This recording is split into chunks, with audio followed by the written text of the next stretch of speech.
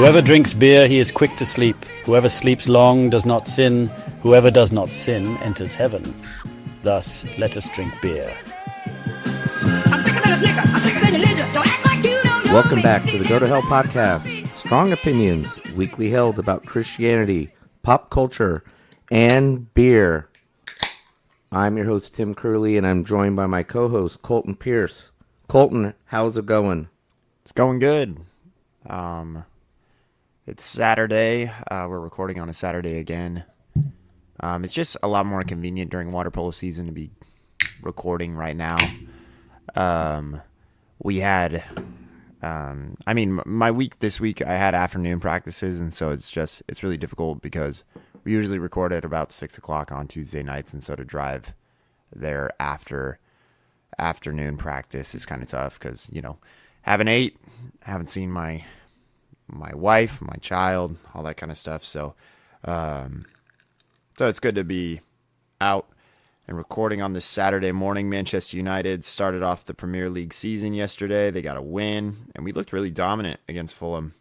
So excited to see that. We only won 1-0, but lots of chances and opportunities were created, which is good for Manchester United because we didn't see a lot of that last season.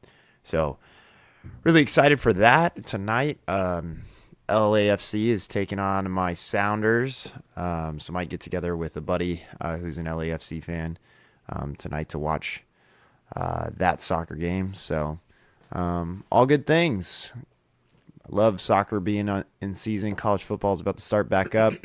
And and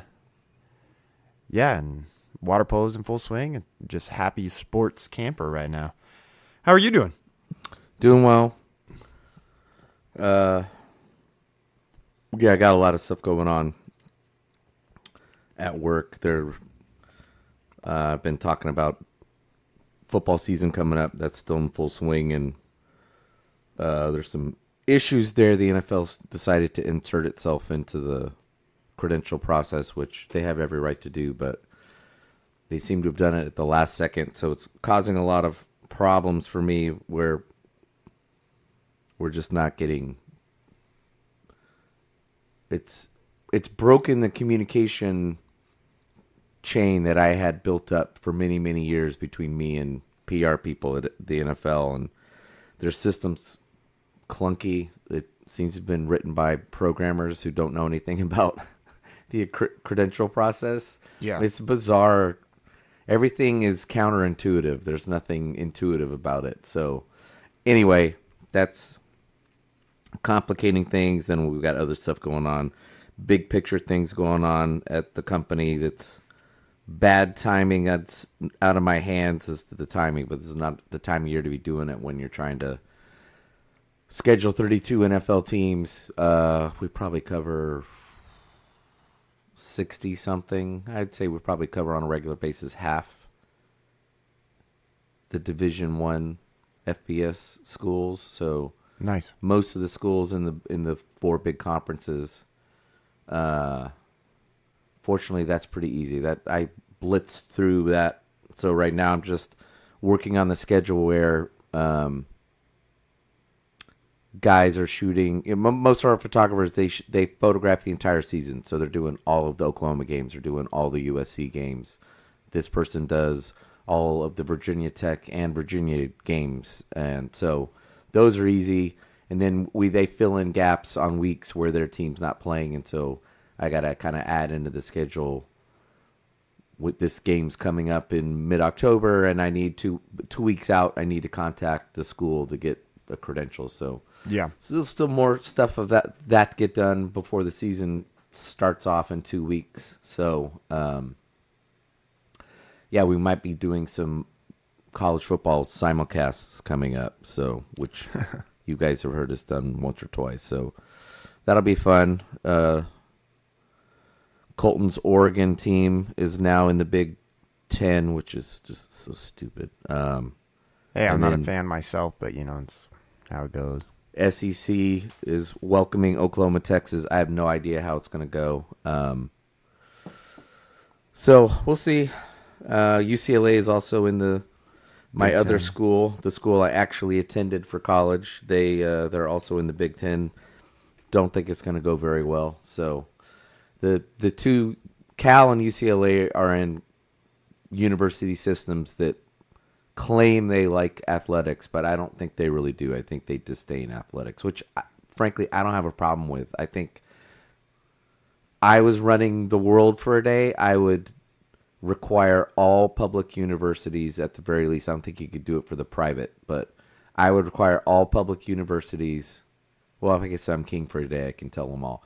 You have to separate your athletic department from the school. They become for-profit corporations. Yeah. Well, they already are.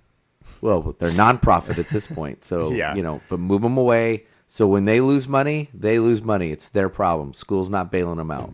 Right. And they're making profits. They're paying taxes like everybody else on these. Are any of those big schools like UCLA losing money on their athletics? You'd be surprised how few schools actually make money every year. Really? It's only year to year. USA Today has been tracking that for about a decade at least. And they have a database that you can Google and go in and find your school. And it's actually surprising. Like when TCU became ascendant in football, a lot of people were surprised. You go in there, their athletic department is just as affluent as USC's in terms of the amount of money they generate, the amount of money that gets donated, because it's a rich private school in Texas. But you just assume, well, SC's SC, it's Stanford. No, TCU makes a lot of money. It's usually every year that there's maybe 20 schools that break even or better. And the ones like Georgia, when you're getting to the playoff and you got a school going to the NCAA tournament, that's where you make money. If you don't, then you can lose money. Gotcha. So, because all those other sports, even though everyone likes equity in sports, and you want fair balance between male and female programs, they all lose money. The women's teams lose their shirt, including the basketball team. The only teams that are profitable in college athletics are the football team and the basketball team. Everybody else is losing money. So, yeah, I mean, in all technicalities, same thing. Like, I mean, I play water. I'm a water polo coach, and so a high school program is losing money on a water polo coach. Yeah, I mean, because my stipend is $5,000. We don't make $5,000 in ticket sales for our school funding there. So I was like, plus you got caps and maintenance and all that kind of stuff to keep everything going. So interesting. That's how it goes.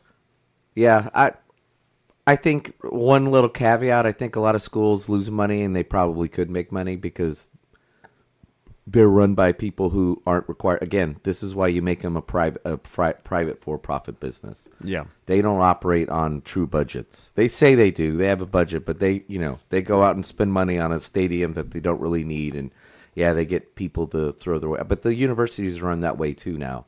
Yeah. They're spending in the 2 decades that the internet has taken off. I'm not counting the 90s. The 2 decades where the internet is taking off, and there's clearly a new pathway for potentially for education. You have schools leaning in more and more, building buildings on campuses and more dorms and all this kind of stuff. And it's like, why?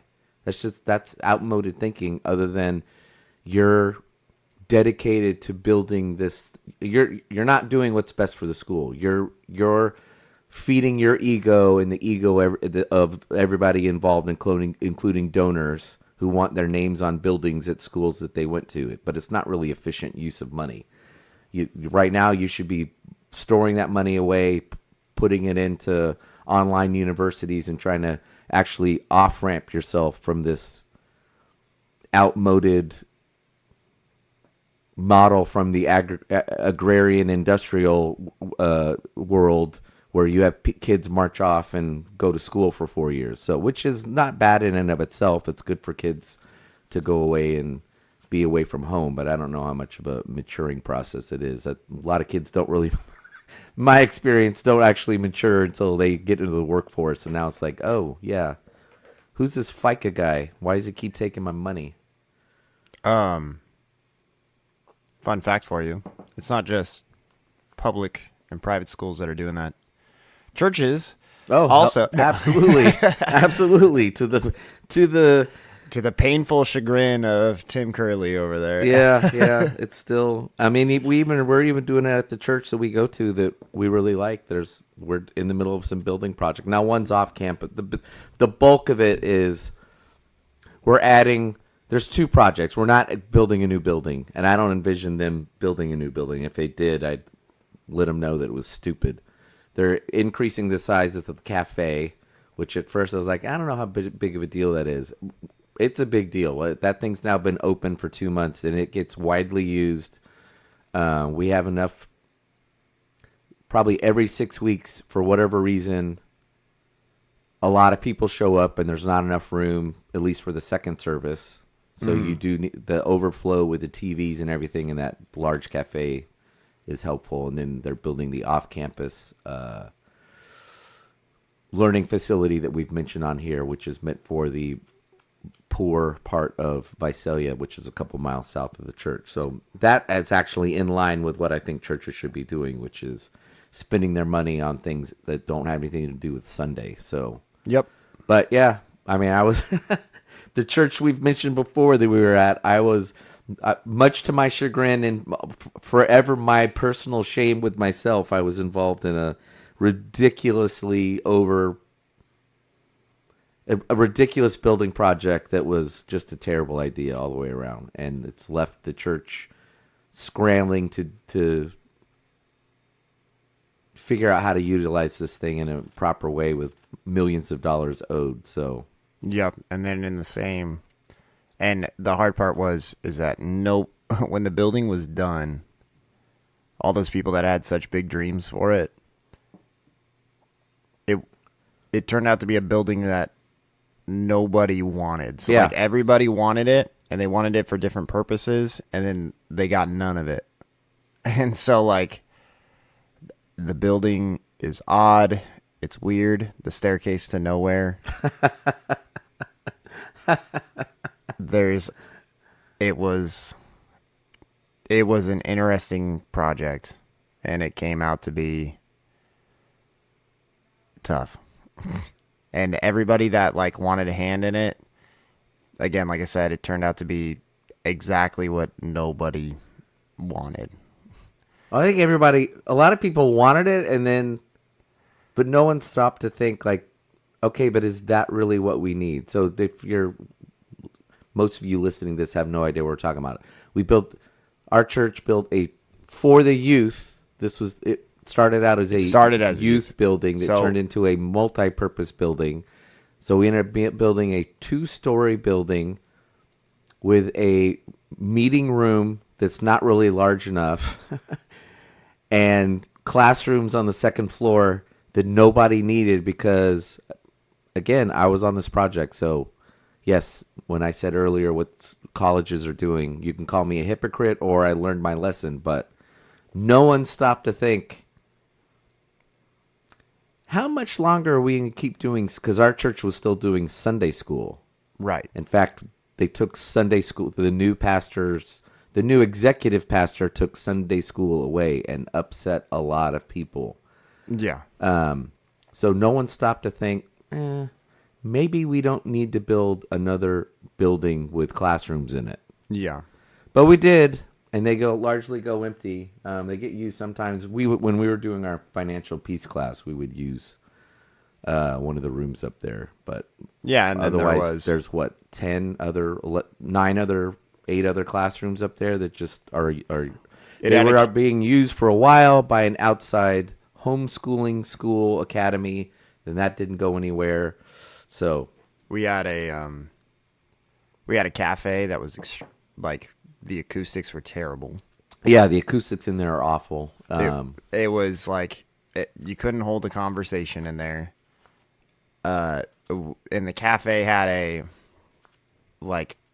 a makeshift kitchen that nobody used.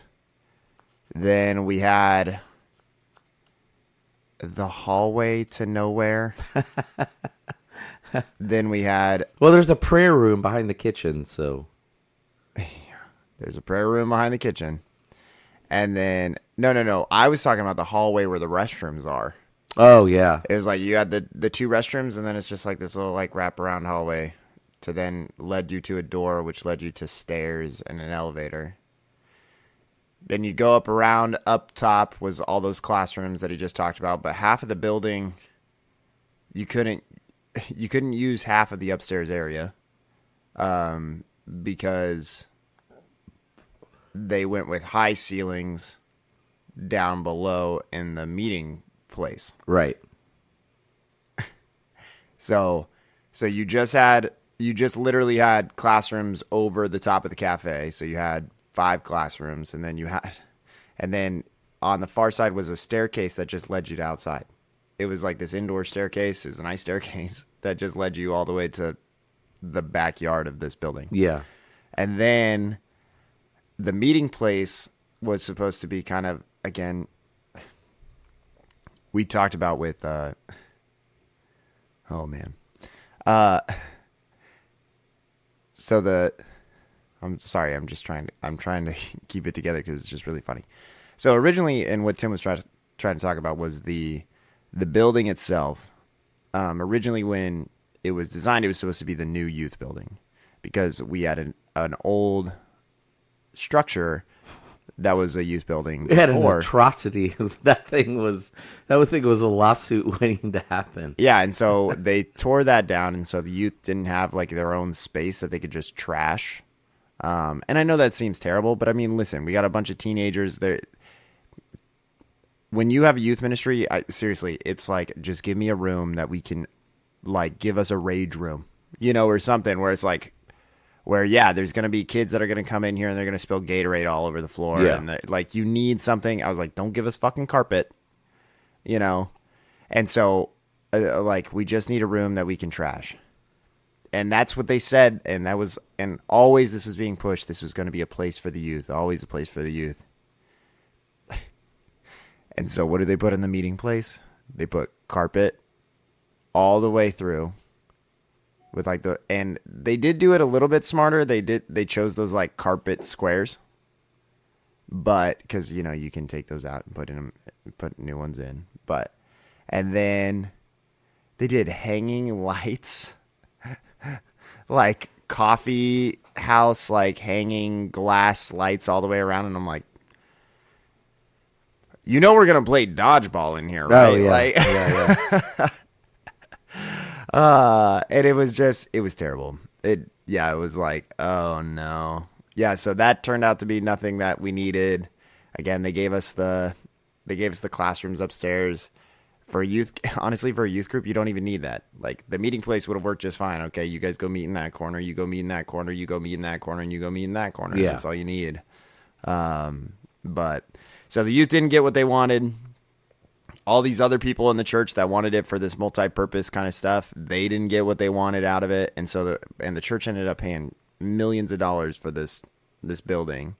They signed up for the balloon payment, where basically the bank said, all right, if you want this so bad, then you got to fuck yourself for it.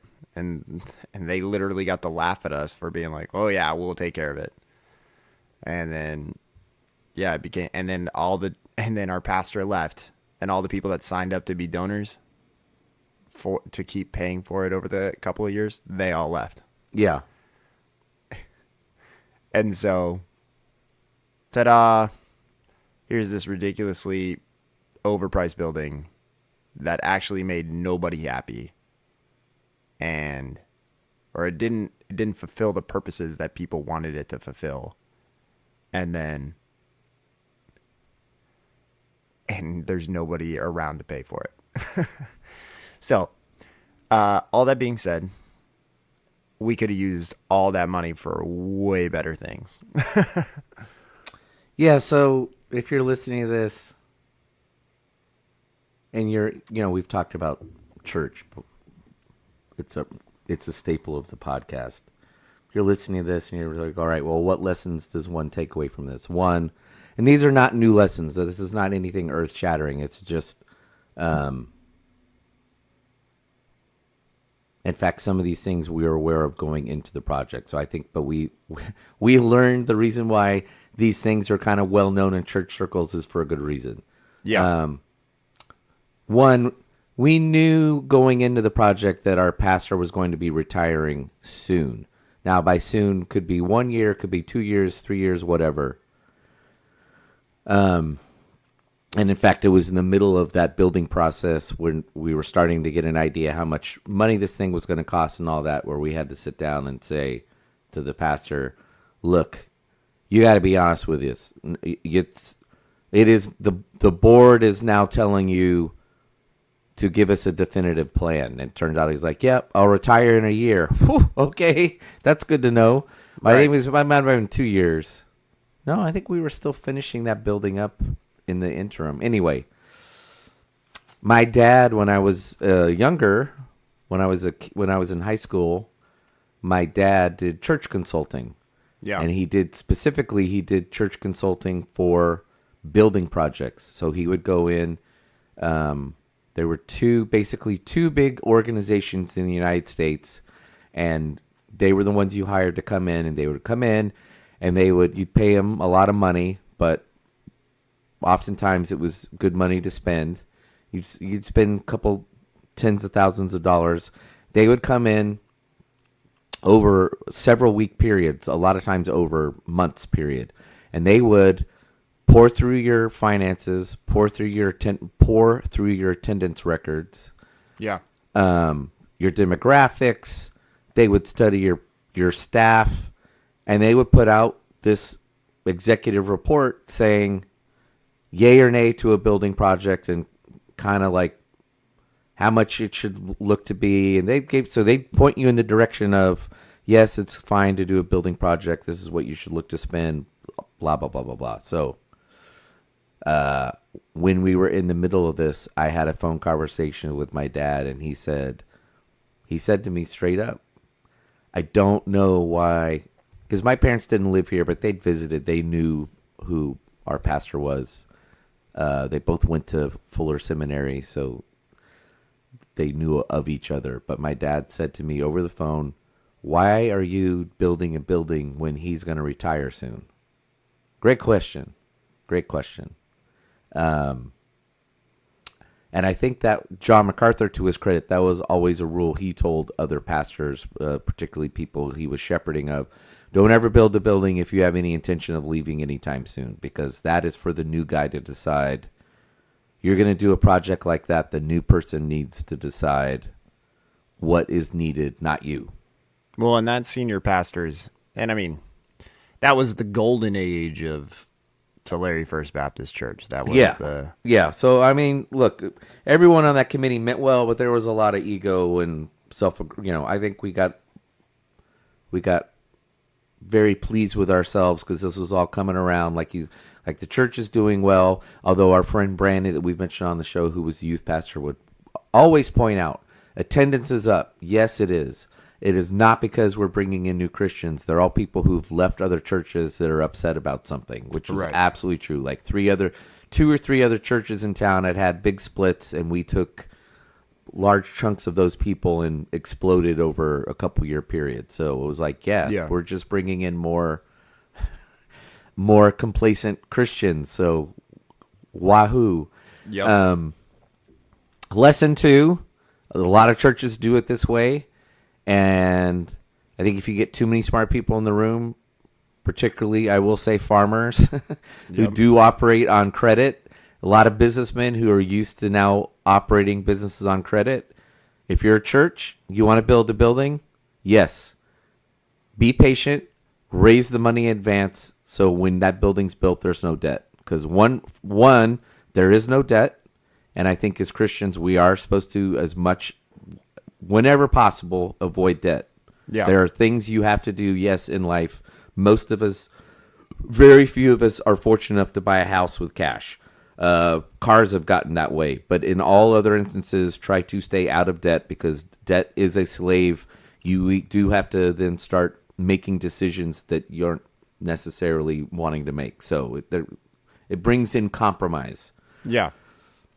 Churches should do the same thing, because it ensures the commitment of the donors who are funding it all the way through. So if halfway through everyone stops giving, or a lot of people stop giving, it's like, all right, then we don't have enough of a consensus to build this thing.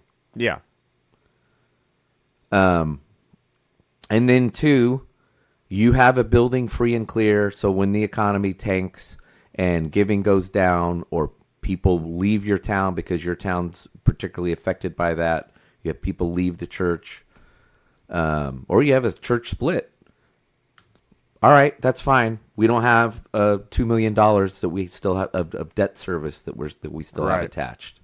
And the money after that building is built can now be raised to go do the next thing. So, and then my last thing is, yes, if you're at a church and they're talking about building a new building, don't be hostile. It's a question. It should be answered. If they don't have a good reason why, in this day and age, a new building needs to be built, depending on the size of the building. If they're talking about like a brand new big sanctuary, why? Why are we doing that? Why? Especially when home churches are the solution. Home churches are the solution. We will reach an inflection point in the next 10 or 20 years, and I think that's close enough. You're saying 10 or 20 years, that's plenty of time for a church to build a building. No. Then you're looking at an outdated building that you don't need. I would rather turn people away because you don't have enough, or add services, than add a building. There will be a point, I think, in the next 10, 15 years where, and it's not like a complete change. I'm not saying that, but there you will read and hear a lot about this mass acceleration to some other different mode that someone's figured out, and people starting to really appreciate it. And I think a lot of that's because people are feeling lonely. The world that we've created with the internet has left a lot of people not feeling community. They're somewhat getting it online, but I think a lot of people are going to start figuring out that's not real community either. Like, being in a room with flesh and blood is what whether you believe in God or not, biology and human anthropology says we need to be in rooms. Technology's not that transformative. Yeah. And I think a lot of people are going to start flocking to churches, but they're not going to flock to traditional ones because there's going to be a stigma attached or whatever. It's going to be a different model. So, yeah, be wary of new church buildings. Yep. And of course, all of that being said, Tim is doing good.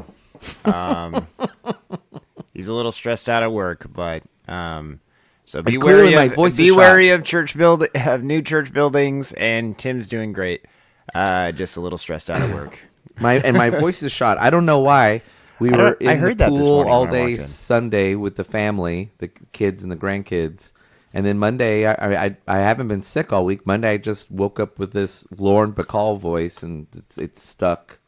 So I don't know what it is, but I didn't hear it last night. But it was there, but it was much more louder where we were at. So yeah, I know. You and I were like having a conversation. We're like yelling at each other, like to have it. It was wild at the brewery last night. Yeah. I was like, man, what is this, 1852? Like, what the heck? So, let's head over to our beer of the week. We're back to drinking beer on the podcast. We started again last week. And then Tim and I also, just as a kind of a thing for today, just as so listeners know, we are going to split this episode probably into 2 episodes. But right now we just went on a rant about new buildings in the churches. We're going to take our time through today's episode. Tim's going to be gone next week. And so we want to still have our 2 episodes out. So we might dawdle around a little bit more than usual, but it's not like to fill time or anything. It's just we don't feel as bad about, and you're like, I don't think they ever feel bad about dawdling around or whatever, but it's just like, we're not going to try and fly through any particular topic today because we feel if listener Andy pulled us aside one day at Kauai and said the episodes are going too long, I think then maybe we do something, but these small sample size of people we get to talk to don't seem to matter. Well, don't seem to complain. So yeah, I was like, has Jeff complained at all? No. Spear? Oh, okay. Super listener Spear over there. He wants a shout out every now and then. I miss you, Jeff. What are we on today? Oh, so we're drinking a beer this morning. Sitting here drinking beer, talking guys, killing time, living life. Well, I say this morning. I think we just hit noon. Yeah, we hit noon. So if you're thinking that we're just getting blitzed at some outrageous time in the morning, we're good now. We're drinking an IPA from Stone. I believe most of what we're drinking this morning is going to be from Stone Brewing Company. Tim got an order in. Again, I can't stress this enough. If you haven't signed up for some sort of insider with Stone, go over to Stone's website, put in your email, and they'll send you, and they don't like spam your email account with stuff. They just basically, they do, okay, I think I get like 3 emails from them every 2 weeks. One is the new one batch dispatch, which we had last week. So you'll get an email about that. You'll get an email about anytime a new beer drops. So you'll get an email about that anytime that they release. So like the one that we're drinking today is a new beer drop. So it's not a one batch dispatch. It's a new beer that they're serving on tap in Stone, and they're planning on keeping around for a while.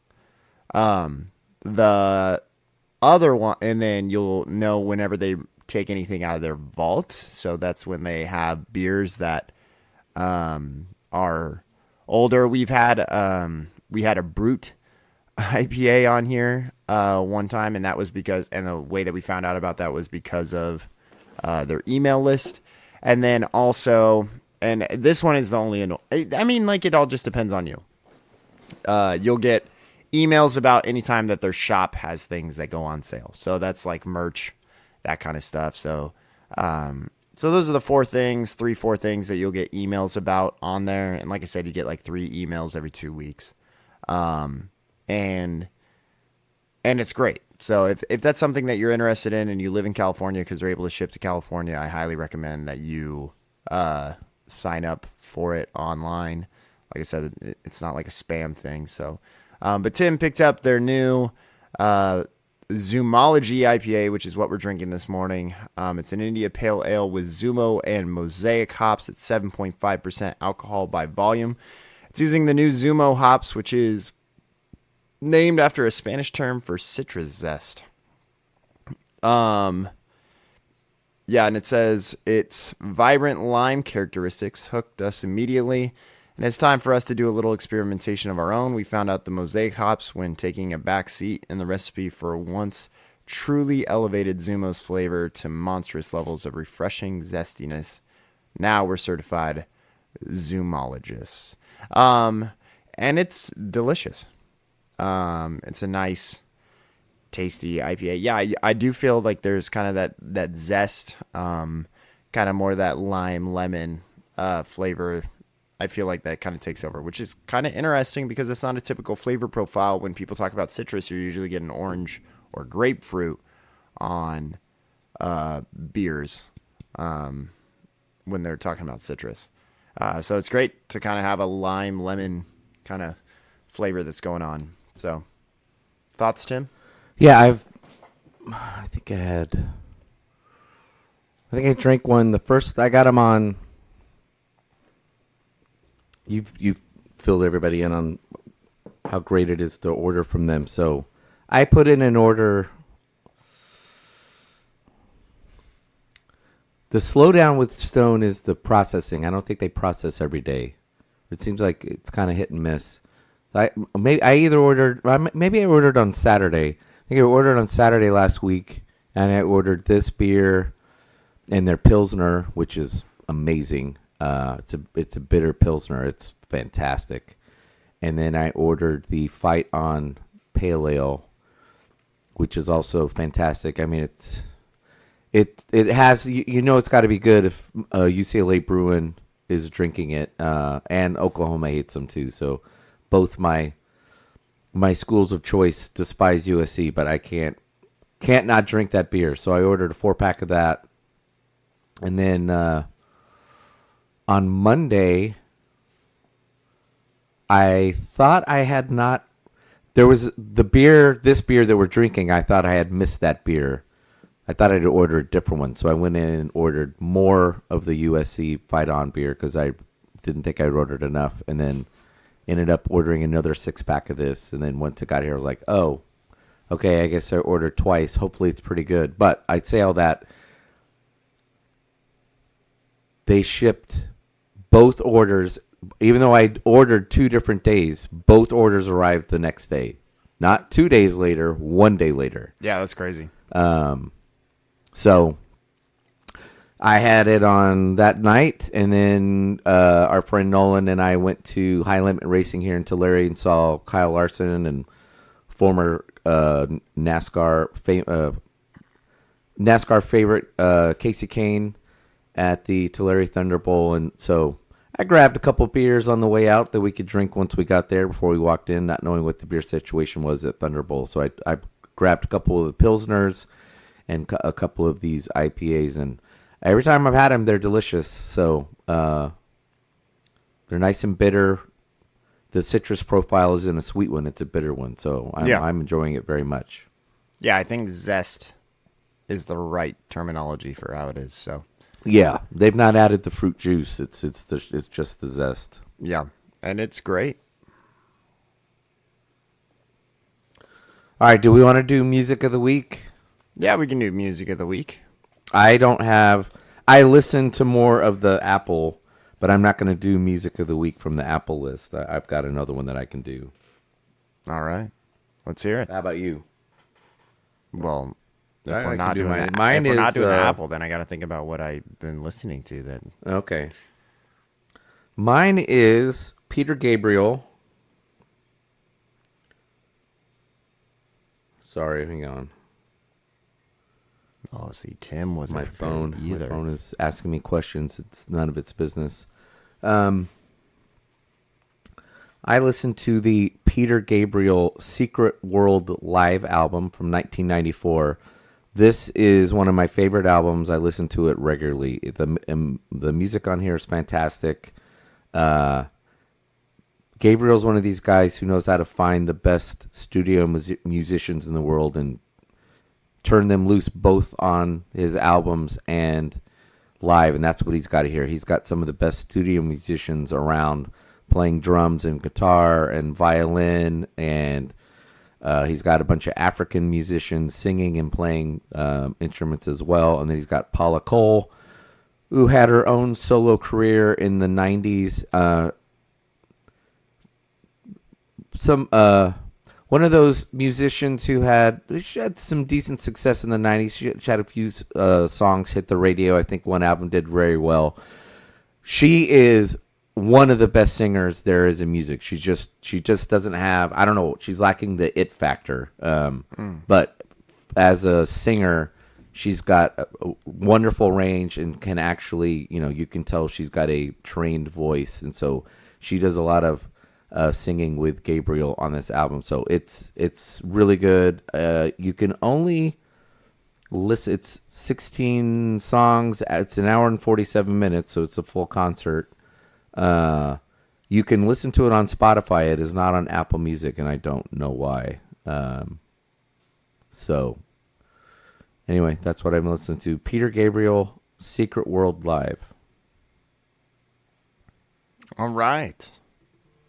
And you? For me, I've been listening to, I've obviously been going through the Apple Music playlist. Got to have a cool moment with one of my students yesterday. That was kind of fun. We were talking about Lennon Calling in the Clash, which is where I'm at. I think I just wrapped it up last night, so I'm on to whatever is next after that. I think it's Public Enemy. Yeah. And then Radiohead after that. Yeah. One of two. Yeah, one of two. But aside from that, we got to listen to a live band a couple weeks ago. And I thoroughly enjoyed their music. They had a guy who played trumpet up on stage, and it was really cool and a lot of fun. So I thought I'd give a shout out to them. I listened to their music. I don't know if they're gonna go big or anything like that. But they're a local band in our area. They play great music. They play great covers. And we thoroughly enjoyed them. We had a metal band that played before them, and we were like, oh no, is this how it's going to be the whole night? But then the next band played, and I don't feel like enough people were out there giving them some love, because we had a country band that played, I don't know, 8 months ago? Yeah. And they were fantastic, and everybody was enjoying the whole thing. And then when this band got up, they didn't get enough love from everybody that was there, and I think that's because they all thought that the metal band was still out outside. And it's Bigfoot and the Moon. So if you're in the area and you know the Visalia band, they're pretty great. I thoroughly enjoyed them, and so give them a listen to. They've got their own original works up on Spotify and Apple Music, and they're pretty fun to listen to. So cool. Yeah.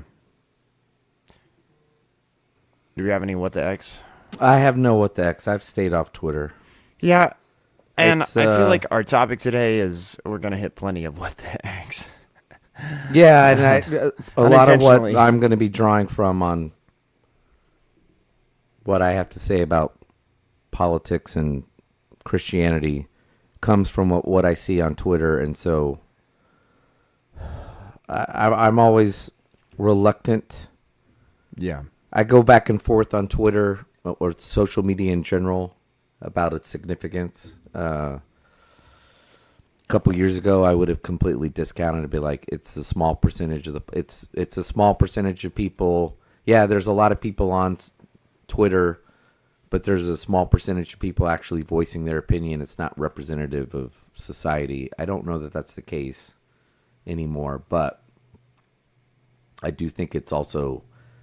It is, if it's representative society, it is representative of the more hyperbolic,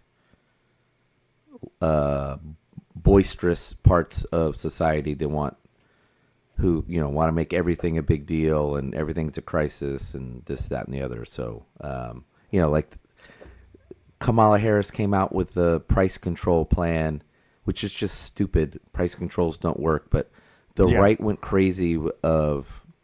The one day when I was on Twitter, I went on there just to see, like, is this really happening?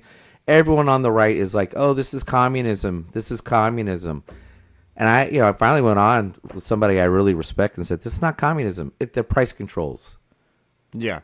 It is. Price controls are an aspect of communism, but it's not communism. You know what? A lot of big cities in the United States, if you believe that, then they're communists because they have rent control. That's called price control. That's a specific type of price controls. We have them in California, in various cities. New York City famously has it. Nixon, who was not a communist and was very much an anti-communist, put in price controls during his administration. So... Yeah. Again, they're a terrible idea. Engage the idea on the idea. But I don't care if you're a Republican, conservative, libertarian, progressive, old school Democrat, blue dog, I don't care what you are. Here's before we get into the main part of the politics, here's my first bit of advice to you. Stop being lazy and do not respond to someone's idea or action by using a word that ends in ism. So stop using communism, stop using fascism, stop using all those words, because all those are hyperbolic words meant to not engage the idea or point out that the idea is a terrible idea, but to demonize the person saying it. and unnecessarily usually demonize the person because either you're too stupid or don't have enough of facts or the ability to argue. So it's easier just to demonize the person than actually have a critical, well-meaning, well thought out response to their idea. Yeah. Or that's your gig. You just like demonizing people because it's really good to turn into to do what I've mentioned before of creating others, because then the others become these tawdry or evil people that are now the problem instead of ideas being the problem. And then, of course, if someone's like Hitler or if they're a fascist, we don't even need to discuss their ideas or engage with them. They're just horrible, evil people. Or if they're a communist, if you're on the right, she's just a terrible. No, she might be a moron, or she might have moronic ideas. But let's stay away from the words, or even do your best to not use the word racist or homophobic or any of those. Just before you reach for that, where you're basically calling the person terrible, engage in the idea. Oh, they want the border closed. They must be a racist. No, maybe not. Maybe a lot of people, Hispanics in California, want the border closed. A lot of people Hispanics are married to white people.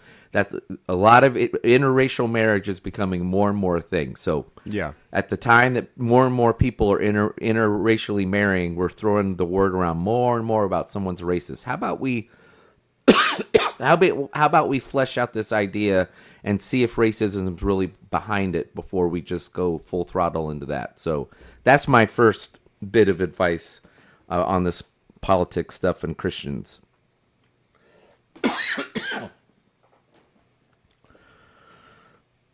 Well, I think that what will be best to start this whole political discussion. So Tim and I are going to be starting a series on politics. We'll see how many weeks it really takes us. We've got, like I said, we got 2 episodes kind of lined up today. But I think that the best place to start is really, let's talk about, and maybe some of you know us personally, and so maybe I think right now would be a great time to talk about our political background. What are some of those politics? What did we grow up around? What have we seen throughout the years with politics? Where were we at when a lot of some of those pivotal moments happened? What were our thoughts back then? I think it'll be really important to just kind of, for those of you that are listening to be able to be like, okay, like I know you can you can put us in a box if you want. That's not a problem for you to be able to see kind of where we came from through this politics standing. And maybe you're sitting there and saying, oh, I'm in that same box. Or I fit that box at that time and that time and that time. And so maybe, and what we want and what we think is we do have a lot of the people that listen to this podcast. We feel like we were in the similar boxes. I don't want to say the same boxes previously. And that we've kind of, Tim and I have really tried to break out of those boxes in our own ways, and in some ways we do it more than others, and we've talked about some of those political issues on this podcast. But then what is it really that God is wanting from us when it comes to these political and especially during these voting years? So Tim, you want to start off with your political background, maybe talk about some of the really big things that went on that you remember growing up and even being a part of as an adult, and what you were voting for and why you were voting for it, what was important to you, what is still important to you, even like that kind of stuff. You want to start? Yeah, before I go into that, let me just another kind of intro before we get started on these series of episodes. One, you and I haven't really talked about this, but I'm going to echo what. So, one, at the same time we're doing this, our pastor at Forest at our church is doing this. We had the idea. You know, I'm really tired of Forrest stealing our ideas and then never giving us any credit. This is like the fifth or sixth thing where we've done an episode or about to do one, and we talk to him, and then he just goes out there and just goes out like, oh, this is great. Yeah, this is my idea. You know, we should do a thing about politics because meanwhile, we talked about that a year ago. So I want to let everybody know like what we feel as a church that you should be, how you should behave before. Okay, all right, that's fine. Just a little bit of love for the people who are giving you these great ideas. Come on, this is ridiculous. So, one, I will echo what he said, which is. I'm just not, admit that you listen to the Go to Hell podcast. Yeah, just admit it. It's okay. You're going to hell with everybody else. So, in a handbasket. I'm going to echo what he said. These next couple episodes, this episode where we talk about where we're coming from, this is not an exercise to tell you how you should think as a Christian. No, and in fact, I think in future episodes. That's where I'm going to really lean in about where I think, you know, you got the right and the left, both theologically right and left and politically right and left within the church, weaponizing scripture and being very hypocritical about it. You know, it's like, oh, that side does it, we don't do it. And then, you know, like they quote scripture and you're supposed to be some progressive who hates Christian nationalism. You just kind of roll your eyes. So we are not here to tell you this is how a Christian should think in America in the 21st century. We're also not telling you to disconnect from politics. We just think there needs to be a bigger conversation so that I think that people are more tolerant and a lot less dismissive of Christians who they do disagree with.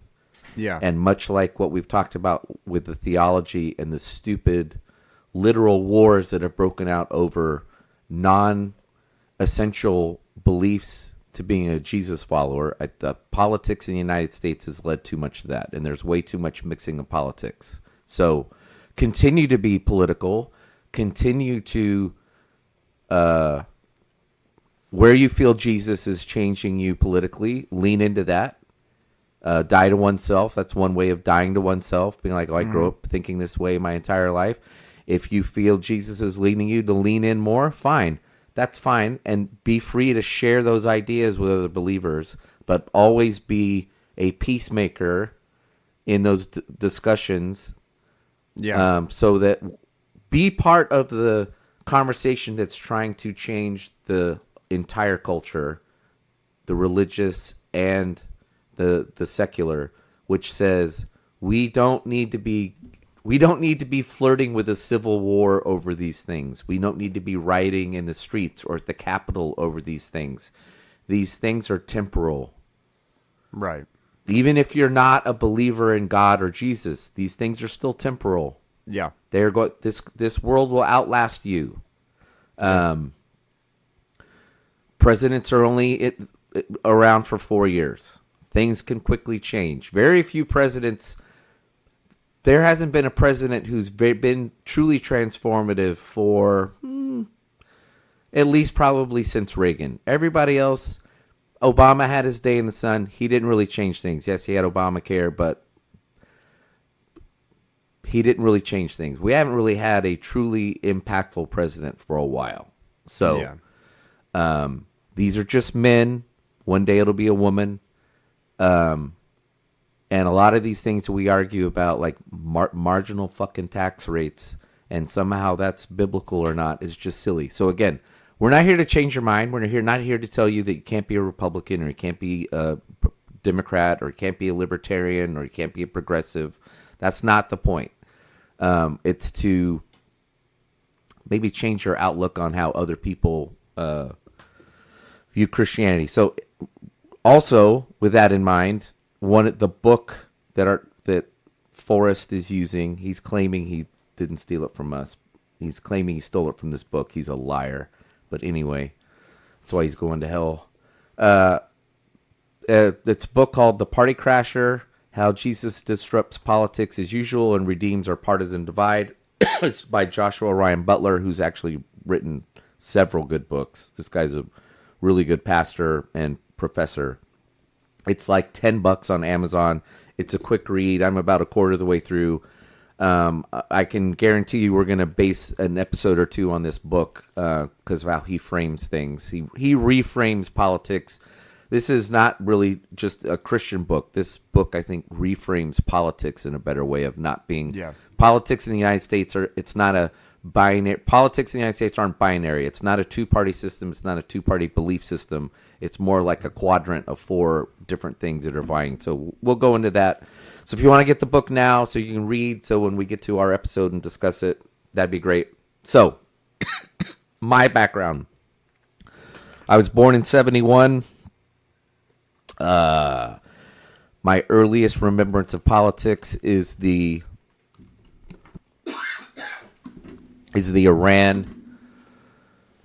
hostage crisis in Iran. I remember in probably 3rd grade, somewhere in elementary school, it was 3rd or 4th grade, it was the 1980 election. For some reason, the school did a poll. I don't know why anybody would poll a bunch of elementary school kids as who they were going to vote for, but they did. Then this is when I was living in Oklahoma City. They polled everybody who they were going to vote for. And everybody, one kid said they were going to vote for Reagan. And that poor bastard who said he was going to vote for Carter told everybody that he was the one who was going to vote for Carter. So poor Brandt, yes, I forget a lot of people from school, but poor Brandt mouthed off and said he was going to vote for Carter and didn't live it down for the rest of the school year. So I remember Reagan getting shot. I remember the Challenger. A lot of us my age would remember the Challenger blowing up. That was 8th grade for me. And the reason why a lot of us remember that is because the schools, there was a school teacher on board, and so the schools were, a lot of schools, I don't know what percentage, but a good number of schools, including mine, had the launch set up in classrooms to watch. So we got to watch this thing blow up live. That was a pretty crazy day. I remember the Beirut bombing of the U.S. Marine barracks and Reagan deciding to hightail it out of there. I remember Grenada, yada, yada, yada. So I'm a child of Reagan. I grew up during Reagan. So you don't. And I called myself a conservative. So you don't like black people, is what you for just most said. of my life. I'll get to that. I'm actually going to get to that in a little bit. Yeah, I know. I'm gonna. So I've called myself a conservative most of my life. There's a test you can take online. I don't remember it. Maybe I can find it. I've taken that test. I know exactly. They break you down into 4 quadrants. It's only about 20 questions. They are not straight. It's not like, do you like taxes? It's a very well crafted. It's very similar to a personality test. My poli sci teacher gave that in college as an assignment, and then whatever it spat out at you, because it said, "What political party do you feel like you most align with?" Or what political party, does your personality and your beliefs like align with, right, or whatever, and people had to write about, do you agree, do you disagree with your results and that kind of stuff. So that was kind of interesting. But yeah, you go ahead. I scored in the libertarian quartile. I think so did Nolan, by the way. Huh? So did Nolan. Yeah. So, and I think there's 2 different. The bottom quartile, if I remember, there's 2 quadrants. One's more, there's a left quadrant, I think, and that's more like socially libertarian. And then the farther right you are on the right quadrant, and it's you're more economically National fascist. Yeah, that's what you're no libertarianism and fascism aren't the same thing. Fascism is just another form of communism. I know. I was joking. Obviously. I know you were joking, but it was a good moment for me to point that out because a lot of people get that wrong. They think fascism is a right-wing thing. It's not. It's just a slightly to the left version of communism. So, well, that's where a lot of people didn't know about. Again, a lot of people think that the hippies were communists because they lived in communes, but actually they were libertarians. No, yeah, they were quite libertarian, which is why they went on to build Silicon Valley and the internet until through the early 2000s was all run by libertarian hippies who were like, free information, free everything, man. That's what the whole internet's about. Yeah, they were in communes. Yes. To remove themselves from governmental oversight and involvement. And then Gen Xers came in and started taking over, and then millennials made it even worse. So the Gen Xers just ruined it and came in and said, no, we can't. This isn't a free sharing of everything. We've got to be protected. So anyway, I'm actually libertarian. I don't call myself conservative anymore. I don't really even call myself libertarian because I am predisposed to libertarianism. Libertarianism in the United States at this time is not a movement. It always tries to be. It's a joke of a party. 9 times out of 10, when they pick somebody to be their president, the person's not even libertarian. So as a movement, it's a waste of time. So as a libertarian, for me to participate in politics means I have to compromise. I can't be emphatic about, well, I think this should be the way it is. The world's not that way. We don't live in a libertarian society. I don't think we are ever going to live in a libertarian society. People tend to like, they like a lot of the protections and things the government provides that libertarians scoff at. So I don't run around saying, oh, I'm a libertarian. I know I'm predisposed to it. That's the way I think politically. That's what I would prefer, but it doesn't, I'm not going to waste my vote on libertarianism. So, I was very clear that I used to call myself a conservative. I didn't stop calling myself a conservative just because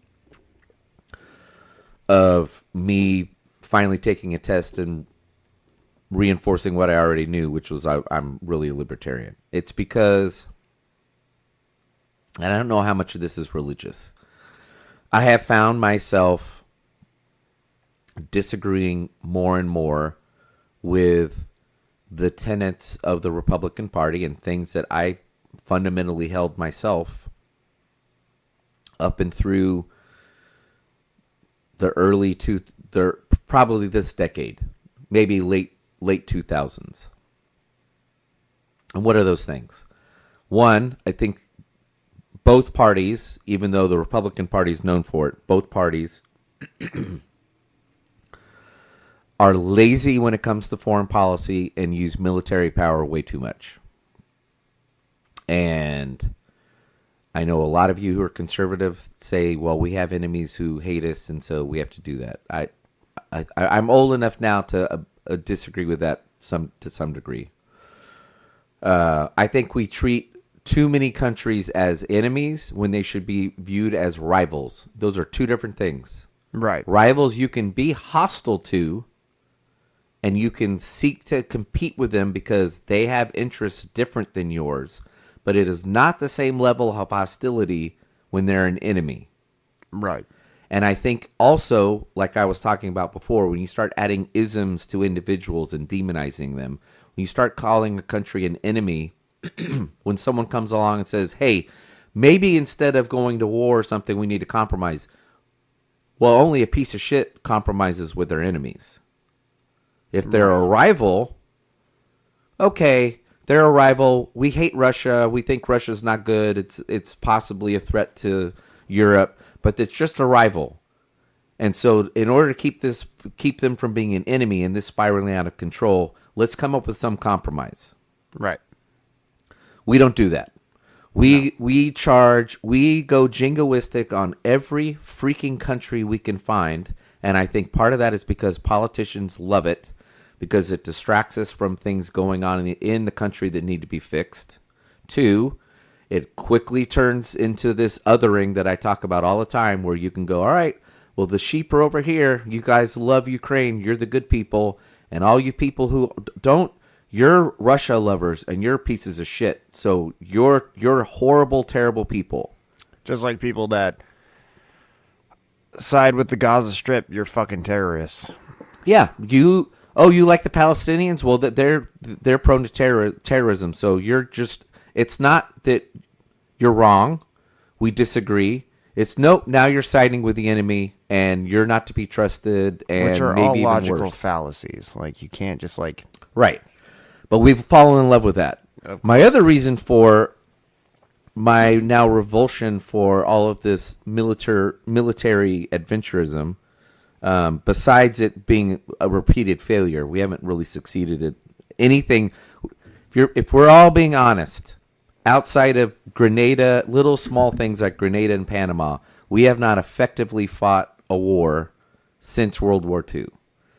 And if you're sitting here going, "Oh, that's not true. It's because of the politicians." It doesn't matter. It doesn't matter who's responsible. It doesn't matter if it was generals responsible or politicians in Vietnam and in Iraq and Afghanistan. It doesn't matter who's at fault. The fact of the matter is, we're not good at this winning and leaving thing. Because we either overstay our welcome and try to create Eden where we're not welcome, or whatever the reason is. But you can't tell me, and okay, if you want to parse words, we're good at winning wars, but we're not winning peace. Fine, whatever. But I just think that war has evolved. I think a lot of people view 1945. Well, that's true. I just think that a lot of people view 1945 and they're like, okay, people now can replicate that, but warfare has changed drastically. Well, part of it's changed significantly. It has changed so rapidly in the last 80 years that people don't really realize. So like I was like, just starting with the airplanes, like, okay, so we got to experience what airplane warfare looked like in the First World War and the Second World War. But that's not peak. Those drastically changed the way that warfare was going to commence from that point on. Right. You can just carpet bomb things. Like when you look at what we did in Vietnam, where we could just literally just napalm strike the fuck out of the entire nation. So like people are always like, well, you guys lost the war or whatever when people talk about Vietnam. And I'm like, what does that look like to you? Because, and this is terrible. I'm not sitting there and saying like we won, but I'm sitting there and saying who are winners and losers in war? So we left. We were like, okay, whatever. It's not worth the fight. After we had literally just obliterated a fucking country by just striking them over and over and over and over again. And we're just looking at people as like X's and O's on a fucking map. You know what I'm saying? So it's like, so that's horrific. And that was something that didn't exist before. Like you had to invade the city, get it, and then like move from there. And again, it's kind of this whole conqueror's mentality where it's like, okay, I've come in and I've made it. And we believe that that's the only way that you win wars is where it's like, okay, this is now our territory. This is our turf, blah, blah, blah. Yeah, there's some crazy stat that like 20% of the population in the world, and particularly in like the Middle East and East, is all related to Genghis Khan, because he personally raped his way from Mongolia west, and like there's a huge population that they've like traced to like, yeah, you're one of Genghis Khan's descendants, because he was literally screwing and destroying all the way through and just raping every woman he could come across, and so along with his horde. So and so it's like, so there's and it's that same kind of idea where it's like we get to, so when people think about war, they're like, oh, that's how you win a war. But really, no, by that definition, nobody has won a war since 1945. I think you're correct that technology's changed things. I think there was an arrogance in the West that the technology would make it easy for us to win wars, because it just assumed that technology is always the thing that's going to win. And since the Bronze Age, yes, somebody finds out a new technology and it's a great way to win war. The problem is we've now reached, it's flipped, because technology's gotten so cheap and easy to replicate. We're seeing this in Russia now, where NATO and the U.S. are providing Ukraine conventional weapons. Well, and things have gotten and the Russians are using things like drones and other stuff and being able to churn these things out very quickly. And so we're seeing warfare flipped on its head. Well, things have gotten really dicey over the last 2 weeks with the fact that the Ukraine has now decided to invade Russia, where it's like, okay, we supplied them with weapons. Right. And we'll see if I know people are making a big deal about this. This could just as easily turn into a battle of the Bulge, where they make one last drastic stand and then they overextend themselves and the Russians can counterattack and then they collapse. And that's not even like, I am concerned for the Ukraine, but I'm also concerned for the idea of just like, again, people have now invaded Russian soil with United States weaponry. But the hard part is that people look back at 1945 and now Germany and Japan are really, really bad examples because now they're both very docile countries that aren't like we invaded Iran and Iraq and they don't want us there. Well, they're docile because we allow them to be docile because we're basically their protectors. Yeah, but so Japan, so we beat the shit out of Japan, and now like there's not any like resentment from the country towards us. Like It's like, oh yeah, we're like good friends, blah blah blah. Same as Germany. Germany now plays well with the rest of Europe for the most part. They're not. I was like, you talk to Germans, they find American nationalism like so strange. Right. Because they don't allow themselves to be, the whole country is not allowed to be nationalistic. Because they're like, well, that leads to this or that, that leads to Hitler coming into charge. Right. Like they're like, nope, we don't believe in that. And so they don't play their national anthem for like anything. They don't wave German flags around anywhere. Like, so they come over to the United States and the 4th of July is like the most bizarre thing in the world to them. So. Thank you, Jojo. Jojo. Well, besides the technology, I think also though attitudes have changed. I mean, even in the United States, I think I think we have a healthy understanding of what needed to be done in World War II, but I think there's a revulsion to a lot of what we did. So it's, in some circles, it's another evidence that we're a terrible country and we've always been terrible. I think some of us say we did what we had to do and we don't apologize for it, and I do it again. And I think I think those who've been in charge politically and in the military have decided, and I haven't read anything about this, but it's clear. I mean, you talk to people who fought in Afghanistan and Iraq. It was well known what the rules of engagement were and how, in a lot of ways, it hamstrung the military. We have, in a lot of ways, decided that the ways we used to fight are not acceptable anymore. Yeah, and I would say in some ways, it makes winning difficult. And to tease that out even more, you might hear that and say, yeah, that's why we shouldn't do it anymore. That's one conclusion, and I'm not disagreeing with it. The other conclusion is, if that is the consensus, that we're going to fight war that way, then we should be even more reluctant, we should be even more reluctant to go to war. Yeah.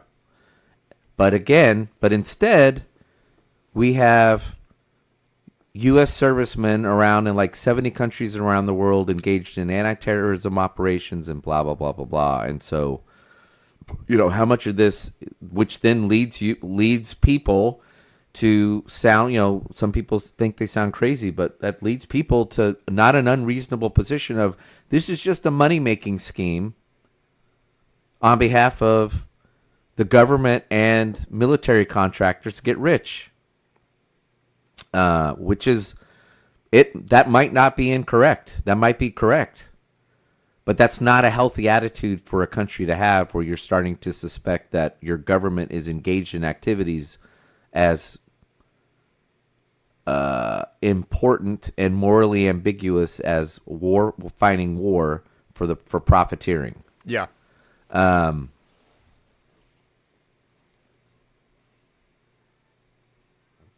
I was going to say something else, and I don't know what it is, but we can continue on this. Oh, man, what was I going to say? There's more thoughts on... Oh, here's another reason why, being a libertarian, that I disagree with all the warring we're doing. It is a well-known concept within political science, and if you just look at the United States since World War I, let me take it back far as Civil War, but it really accelerated with World War I. When countries are engaged in war, including democracies or a republic like we are, democratic republic. When countries are engaged in war, the government necessarily looks to curb back freedom. This power, Lincoln was reluctant to go to war in part because he knew if he was going to go to war, he would need to take actions as a president that had not been taken to date as the republic, under the republic, like suspending habeas corpus. So he saw this lesser of two evils coming up, and he had to do it anyway. World War I comes around, and Woodrow Wilson just destroys civil liberties in this country. You had Germans and Italians being thrown in jail for no good reason, just because they're Germans and Italians and they're sympathizers with the Huns and the Allies over in Europe. It was gross. There was all kinds of other things that Woodrow Wilson did. And presidents are allowed to do that. Congresses are allowed to do that. Judges go along with it in time of war because, hey, you know what? Everybody's got to be a patriot. Everybody's got to do their thing. Don't you love this country? Same thing. World War II comes around. Japanese get interned. A lot of people don't know the Japanese was infamous about the Japanese internment. Germans were also interned in the United States. It was a much smaller population, and It wasn't done in the way that the Japanese were. But we had Germans also interned in World War II as well. And then we hit this steady stream basically from Korea on, where it's a Cold War, and even though it's not a hot war, we're in Korea. Well, Korea's a hot war, and Vietnam's a hot war, but we're in this Cold War, and we get all the way through, and, at some point, the country needs to take a breath and not have an enemy to fight. Again, we have rivals. We're always going to have rivals. Before World War I, Britain was a rival. France was a rival. Yeah. Britain was an enemy in some instances. But we had rivalries. And when resources are scarce and your country's trying to get enough of those resources or maybe even hoard those resources, yes, you're going to have a rival. But again, I think we need to get back to treating countries, including China, like a rival. And we also need to be honest with ourselves. One of the things that I have come to the conclusion of, I don't like hypocrisy. It's one of the things that it really repulses me, which is one of the reasons why politics has just gotten so terrible, and people engaging in the thunderdome of politics because there's just so much hypocrisy. People are either just openly aware of their hypocrisy or they're just not really thinking about their positions. And again, I know countries need to be self-interested. Yeah. But I've gotten tired of the United States my country going around lecturing people about they can't do this. China has no control over Taiwan, this kind of thing.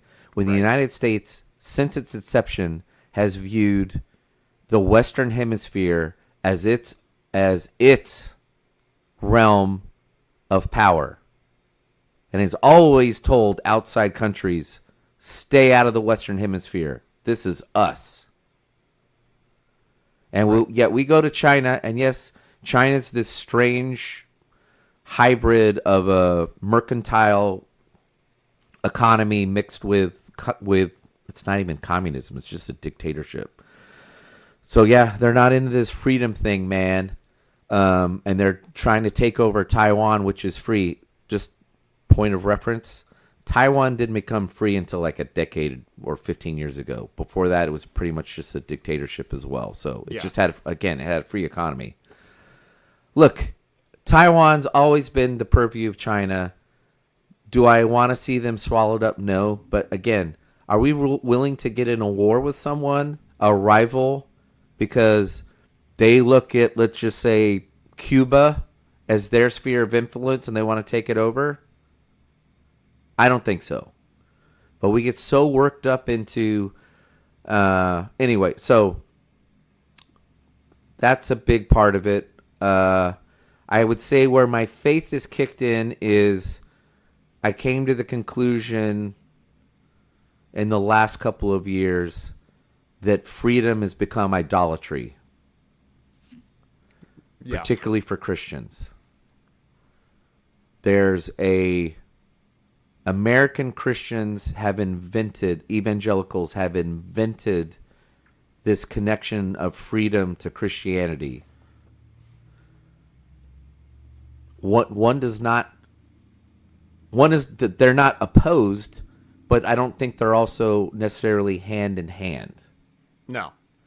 The Bible certainly speaks of freedom. We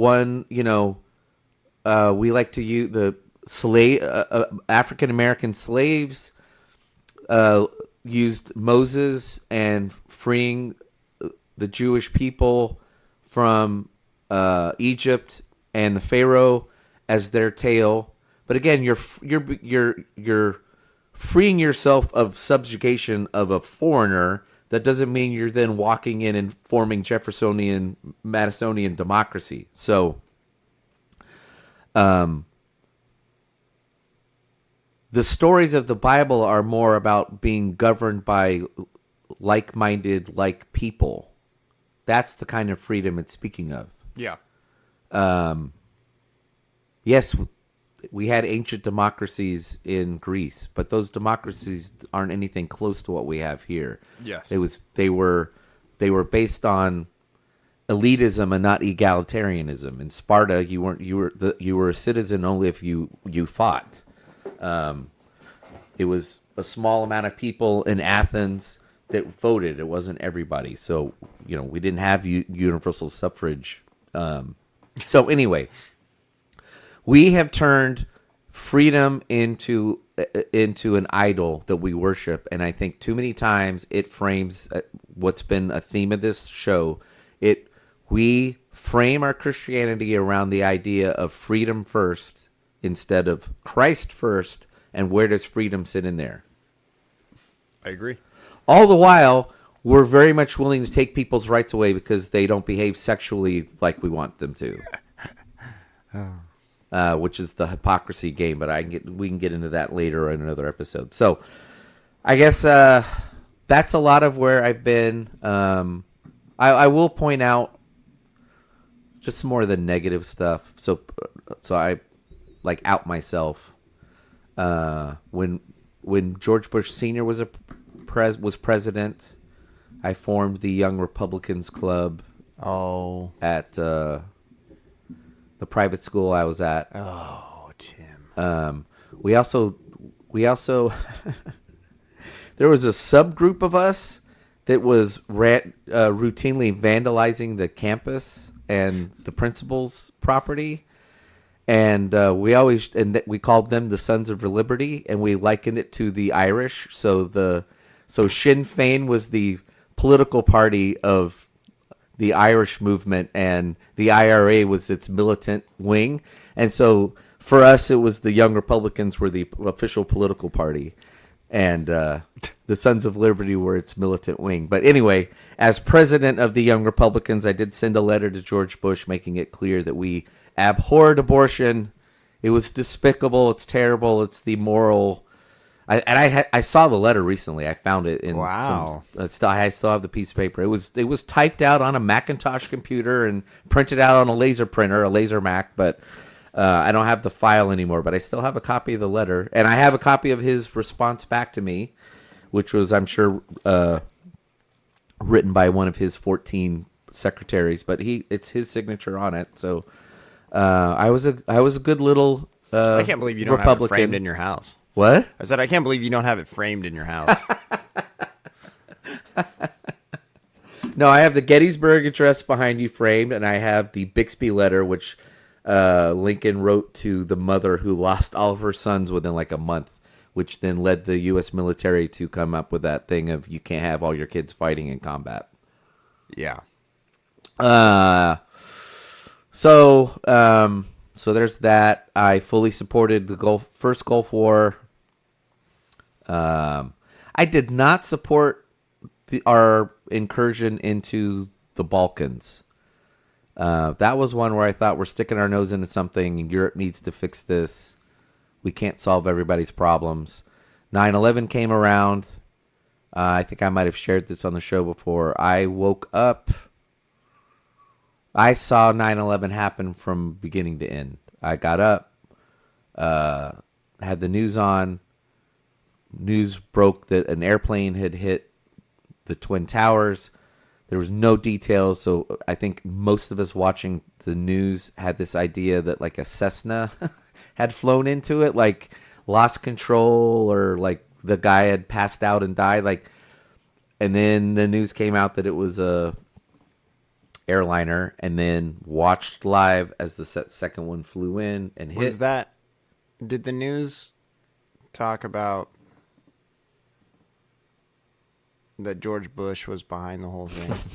I don't remember that part that day. I just wanted to make sure that I was not. that we had good journalism happening. I watched it collapse, and then I remember getting on the phone again with my parents were living in Virginia, and I was so angry and wanted blood that I was in tears. I was angry because I felt like the United States had been pussyfooting with terrorists for a decade, or going back to Reagan, and not do anything about it. And this is the cost of not dealing with the issue.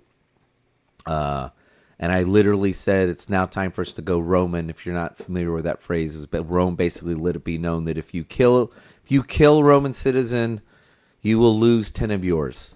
A Roman citizen is worth 10 of yours. So if you're a Hun or a Goth, and you Roman wanders out there, or you come and try to take one of our villages and you kill 200 of us, we're going to kill 2,000 of you.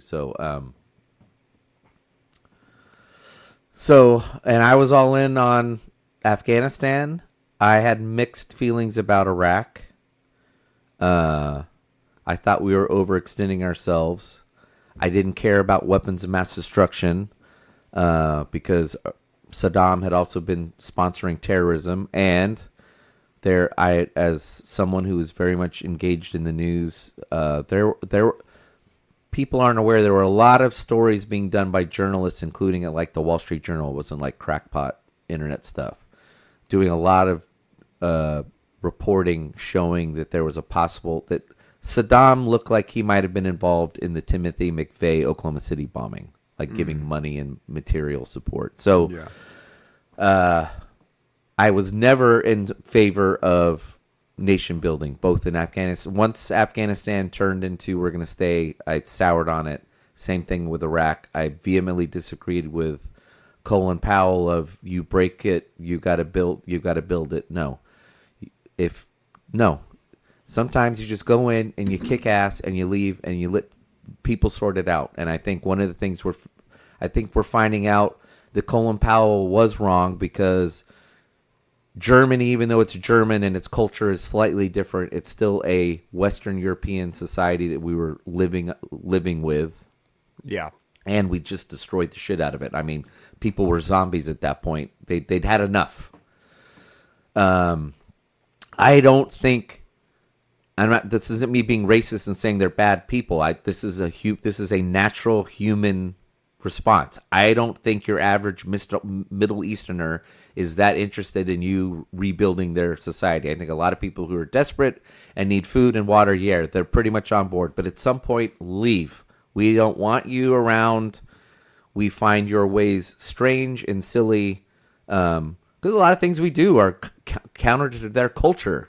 The world is much different around the world. Try going to Africa and you'll be like, wow, this is a lot different. They do things differently. So soured on that. And then then the financial crisis, that really angered me, because the government and big banks were in bed, knew what they were doing. They knew they were giving out loans that people could not pay. And when that happens, I'm going to use this opportunity to also, our view of capitalism in this country is not capitalism. And when I say that, I specifically mean the Republican Party and a lot of conservatives. They throw around capitalism a lot and free markets, and a lot of it's bullshit. And a lot of it's intentionally bullshit, because they're selling people on bullshit. Yeah. Because they know the people that are funding their campaigns are going to make out. And yes, the middle class and the lower middle class are not going to make out. So free markets are wonderful. What the Republican Party and the Democratic Party, along with it, the Bill Clinton part of the Democratic Party, the party of the 90s and the 2000s, sold people on, free market's going to be great. You're going to get cheaper prices. Free markets are great when you're able to sell what you're making and sell it there. Yep. And they sell what they make back here with no government involvement. And a lot of our trade deals were, we're going to sell you stuff with no subsidies, but we're going to allow your stuff with government subsidies to come here and put our people out of business. If you think I'm making this up, I'm not. Any farmer in the Central California where we live will tell you this happened in the 80s. This was anyone around the country would know that Fresno, California was the raisin capital of the world, because they did an ad campaign for it that went nationwide. You had the dancing raisins. They sponsored a bowl game for several years because they were marketing to people California grown raisins. The Reagan administration decided, we're going to go sign a deal with Europe to import raisins. The problem is, what they were importing was heavily subsidized by European governments. And what did they do? They put the raisin business they decimated the raisin business. Everyone got out of it. Grapes are still grown around here, but at a much smaller rate. Nobody makes raisins around here anymore. It's all table grapes and wine grapes. But they decimated a market. And when you hear, and not only would they do that, Victor Davis Hanson, who's a famous writer, will tell you this. Would then show up from Selma, California, which is the raisin capital. Yes, from Selma. So when they say you get your raisins from Fresno, it's actually it's actually from Selma, which is in Fresno County, so that's where all the raisin farmers were. Yeah. He went to a meeting to complain, and a high-level Reagan administration official said, Why did you sign this deal? I have no problem with Germany or whoever importing raisins or grapes if it's not subsidized. That's a fair market. But those are heavily subsidized. You're not subsidizing ours. The answer was, you know what? you're just going to have to pull yourself up by your bootstraps. I don't like that phrasing. That's a phrase I used to love and repeat to people all the time. You know what? Just pull yourself up by your bootstraps. Pull yourself up by your bootstraps. This is going to mean you farmers are going to have to pull yourself up by your bootstraps and innovate. And he said, innovate how? There's no way for me to innovate to sell raisins at that price. Well, you know what? There's just creative destruction in markets. So you guys just have to deal. Anybody around here in Central Valley, from Bakersfield up to Fresno, will tell you when there's market disruption like that in the agriculture world, people die. Yeah. They literally die. What do you mean? Every time we've had some chicanery in the market around here, whether it be screwing around with milk prices, the raisin prices, other things, farmers kill themselves. So don't tell me it's just creative destruction. Lives are at risk. But we have this academic view of free markets are great and all this kind of stuff, when usually what it is, it's just, and we've sold ourselves on cheap prices being above everything. That's the most important thing. I think we need to rethink that. Doesn't mean we need to start like greatly increasing the prices of things, but I think it's one level, yes, being homegrown and paying a little bit more is important. One of the reasons why there's a big freak out right now about inflation is we got artificially used to, because of the government, to unreasonable interest rates. So interest rates traditionally weren't around 1 or 2%. They were actually, I will say this, my understanding is during the not golden age, whatever the age is after the Civil War, so basically 1890s to the early 1900s, first 1900s. When we were on the gold standard and the government's largely not interfering with things, we did have close to no inflation. So anyway, that's all a long-winded way of saying I've come to the conclusion that a lot of what's being sold by not just the right, but primarily by the right, but also the Democratic Party, is just religious thinking.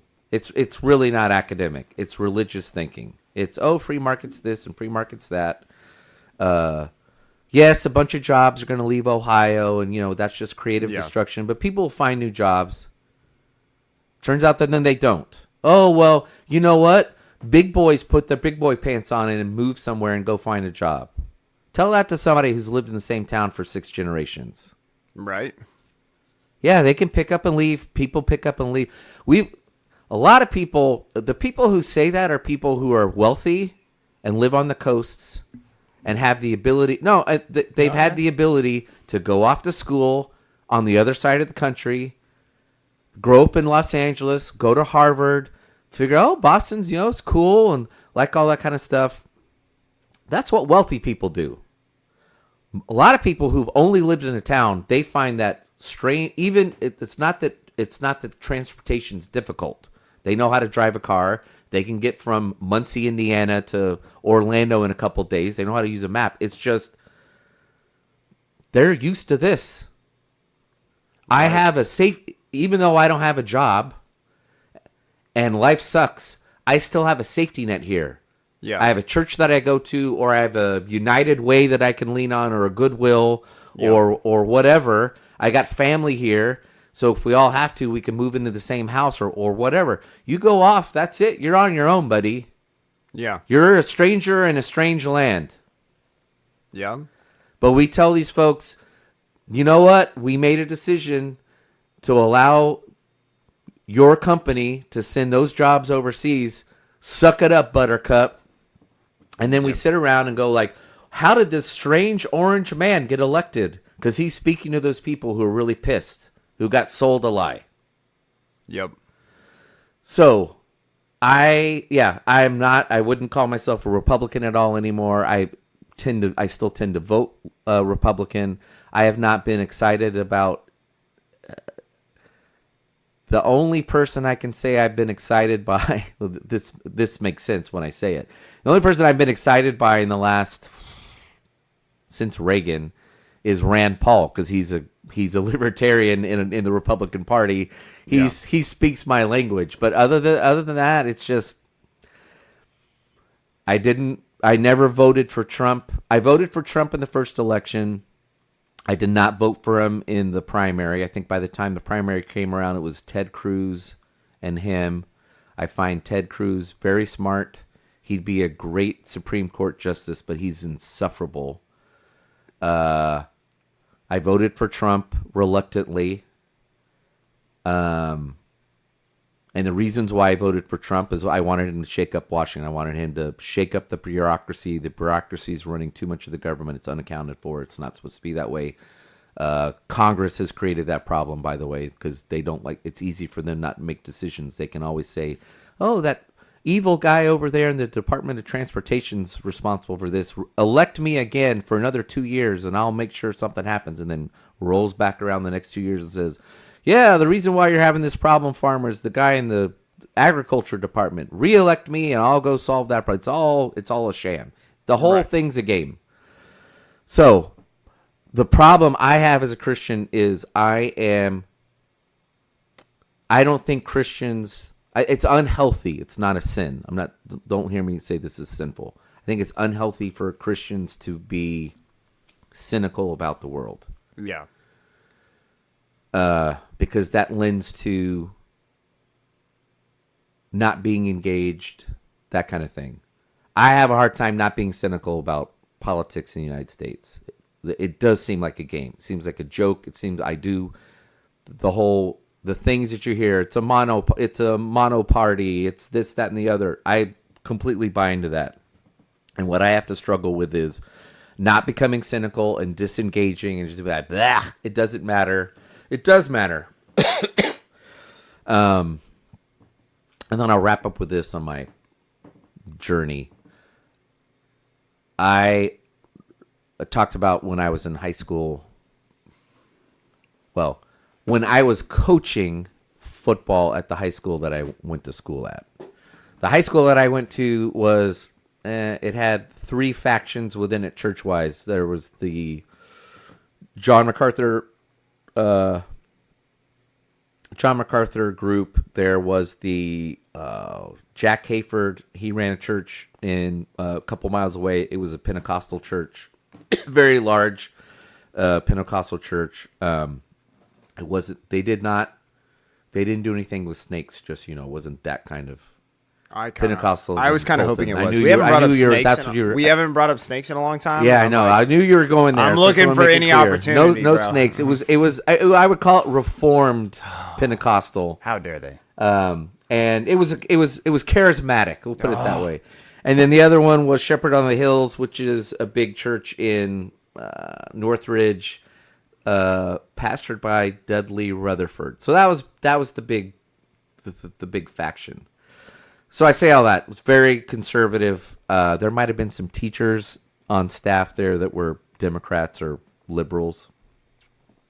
But I remember hearing on a regular basis and engaging also engaging, if I'm being honest, in the conversation of you can't be a Christian and vote for Bill Clinton.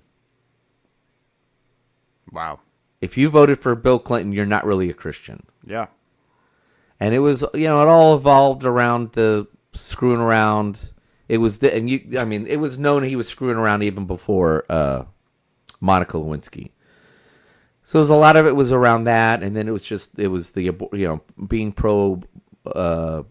pro-choice and that all that kind of thing. I remember that. So that was a common refrain, and I'm sure a lot of people said that in those same circles about Obama. You can't be a Christian and vote for Obama. That's just outrageous. So I'm at the stage of my life where I go the opposite. I lean into trying to have conversations with people I don't agree with. Danica, my wife, she has an uncle who is as progressive as it gets. I think he truly idolized Obama. remember showing up towards the end of the pandemic, and he had one of these signs in their kitchen window. His wife is as well. They had a sign, one of those signs going in, "This house believes in science. This house believes in blah." I'm like, oh, come on, please. And I've gone out of my way. For years, I didn't talk politics. And then I finally made the dive. And he got really, really, like, angry with me. And his wife was like, "Mark, you've got to stop." And I kept telling her, "It's okay. I'm a big boy. I can take it." Yep. By the end, we'd patch things up. Yep. I mean, it wasn't patch things up. We just agreed that he finally realized he wasn't going to bait me into getting upset. Everything, I just looked at him and smiled and said, "Well, thanks, Mark, but you're wrong." I just kept doing that, and he'd get more angry. And then after a while, between his wife telling him, "Mark, calm down," and him realizing he's not going to goad me, it was just like, okay, we're going to agree to disagree. Friend Gilbert, he's somewhere on the leftist side. I don't know where. I wouldn't call him a leftist, but he's not. I've engaged in him. I look for people now to disagree with. Why? Because it starts, that is your opportunity to say, "I like this guy. I don't understand why the hell he thinks anything he thinks or she thinks. But you're telling me because they vote that way, they're a bad person?" And so then it starts. We need to start finding people and engage. Have the conversation. Don't just be like, "Oh, Bill or Susie, they voted for Kamala. They voted for Biden. They're all in on Biden. They gave $1,000. No. Have a conversation. Now, if they blow up and tell you to fuck off, all right, that didn't go well. Yep, exactly. Won't do that again. Yeah. But try to have a conversation and break bread so we build some movement again where Republicans and Democrats can get along and be like, "You know what? At the end of the day, this doesn't matter." No. A lot of what we're arguing about is basically like Chiefs versus Raiders. I'm sorry. If you're hearing this, like, how dare you? You're talking about abortion and trans rights and taxes. A lot of what's being argued is bullshit because these people aren't doing anything to begin with. Again, right. We're going to lean into the cynical thing. So, who cares? Find common ground. Yep. So, that's where I'm at now, where I and even because of where I'm at, I just find myself the people I'm disagreeing most often now is our friend group at the brewery or within our cigar club, because they're still mainstream conservatives. They served in the military. One of our friends was in Afghanistan and I think Iraq, but certainly Afghanistan, both as a contractor and in the army. He lived it out. So, when I'm arguing with him, he's lived the experience. I didn't serve in the military, certainly didn't serve in combat. So I'm sitting there from an academic standpoint, so to speak, saying, "Well, I don't agree with that." Well, I don't care. I served. I think the United States has enemies around the world. I've seen them. We should go fight them. Okay. Well, I can't discount his experience, and where he comes from. And I will say, on every single one of those conversations, everyone has not only not left friends, but Robert, the last time we were arguing over Russia, and he was just like blown away at what I was basically saying. Like, I don't really give a shit. Like, Ukraine's been a part of Russia for longer than the United States has been a country. Why do we really care? We're arguing about borders. Come on. At the end of it, he was like, "I'm so happy you just like leaned into this because I haven't had a conversation with any about this. This was a lot of fun. It's got me thinking about some things." So, which is great. That's how it should be. But we don't. That's not what we do in this country. We take our politics like religion. We've turned it into a religion, right? Or we've mixed it in with our religion, and this has been a theme for the show since its inception. We now come to biblical or faith decisions based on our politics and not what Jesus says for us to do. Yeah. And then we find some bullshit scripture that has nothing to do with that because it literally has nothing to do with that. Or you're taking an ancient book that has no application to 21st century governance and saying, well, this scripture in here says this. Right. And both sides do it. I see it all the time on Twitter. Some guy gets on there and says, if you're not for open for immigration, then you're not a Jesus follower, and then quotes Jesus and Mary and Joseph fleeing to Egypt. Please, come on. One has nothing to do with the other. And the right certainly engages in that terribly. So, all right. So I've gone on way too long. So now you. Oh, well, before we go into that, let's talk about our beer that we're almost finished with. Oh, yeah. We have our second beer of the day. Now, I will say that this, I'm going to give my review first and then go from there. I feel like it's too early in the year to be drinking this. Well, it's funny you say that but it's yeah, got I mean, a, the can. Yeah, it's the got can a red. It looks like it's a July 4th beer. Yeah, it feels like it's 4th of July, but I'm like, maybe it's for Memorial Day. I'm literally drinking this right now, and I'm like, is it October? Like, that's what it feels like. I mean, and that's when I drink German beers, like, fairly regularly. I'm okay with that one. That one to me would be great around the pool. Oh, I'm sure. No, I'm sure. But like, again, it's got that Hefeweizen kind of floor. I mean, like Pilsners do, but this one's got that.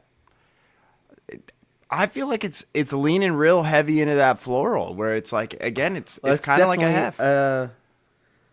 I know if you're listening to this and you like beer and you know beer in the United States, well, it's in Germany as well. But I wish Eric would come on the show because he's been to Oktoberfest. Yeah. If you buy Oktoberfest beer in the United States made by American company, whether it be Sam Adams or our local place Firestone, or place nearest Firestone or Sierra Nevada, any one of these places that makes an Oktoberfest beer, it's a Marzen beer, which means it's amber in color, leans into malt, and has a varying degree of bitterness. And didn't we have somebody's Oktoberfest and we're like, that's amazing last year or something? Anyway, that's not the only beer you can get during October at an Oktoberfest. Yeah. And that's what I'm going here. Like, yes, I think this is like an Oktoberfest Pilsner. Oh, yeah, 100%. Because I'm like, I'm drinking this right now. I'm drinking this right now, and I'm expecting that when I walk out your door, it's going to be like a nice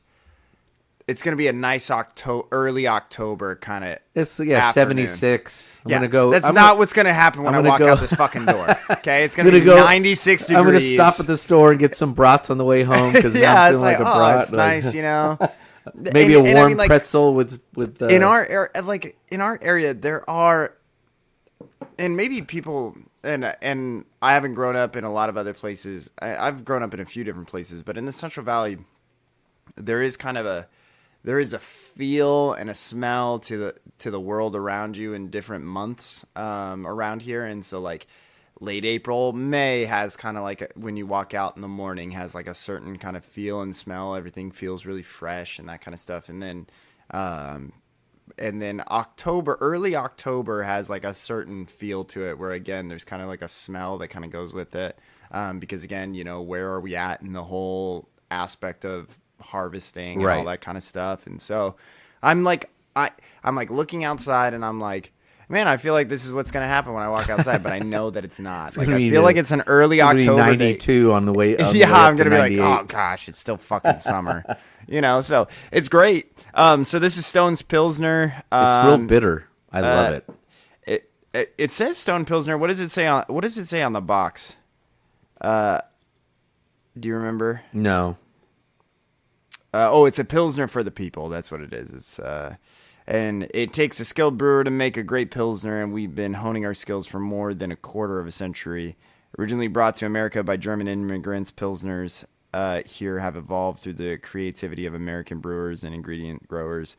Classic, crisp, and crushable with the light touch of cashmere and Vista hops for good measure. This is a Pilsner for the people. And so, like I said, it looks like a July 4th can, but it's definitely an Oktoberfest kind of style German, which is good. There are times where you drink Pilsners nowadays and people are like, this is a Pilsner, and you drink it and you're like, well, that's an American Pilsner. Yeah, exactly. Or you're like, I'm not really getting the German flavor from this. But what I'm trying to convey right now is this is very much a German beer, and it's really tasty. It's got a kick. Yeah, and I'm just pissed off. And now it's only 4.7%. Yeah, it's only 4.7%. And like I said, I'm just pissed off because I'm going to walk out of here and it's going to be fucking 98 degrees instead of a nice early October morning here. So, well, why don't we wrap this episode up and then go into episode 2? How about that? Okay, that works for me. All right. We thank you for listening to this episode of the Go to Hell podcast. Please subscribe, rate, and review. And if you voted for Hillary Clinton, you can go to hell.